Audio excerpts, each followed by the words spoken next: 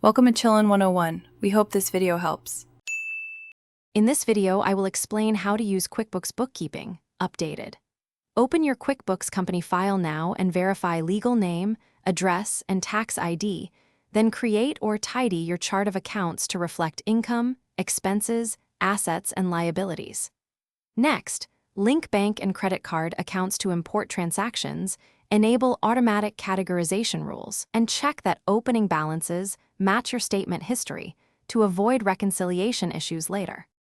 Record sales, expenses, and transfers promptly to keep books current and reliable.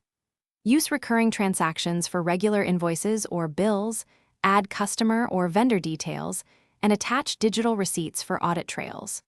For payments, mark invoices as paid with the correct bank deposit, split transactions when needed, and apply rules to speed categorization. Review uncategorized items weekly, and resolve mismatches before running reports to maintain clean monthly statements.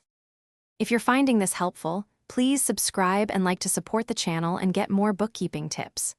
Quick recommendation: read anywhere with the new Kindle Paperwhite, which makes reviewing PDFs, receipts, and tutorial notes comfortable on the go, and it pairs nicely with bookkeeping work.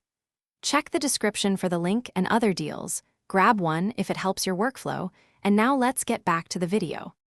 Reconcile each bank and credit card account monthly to ensure your ledger matches statement balances and catch errors early. Customize profit and loss and balance sheet reports to review revenue streams, expense ratios, and cash positions, and set appropriate date ranges for monthly or quarterly insights.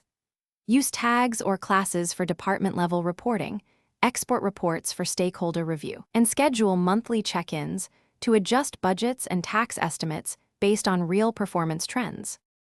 Thanks for watching. Consider subscribing if we helped you.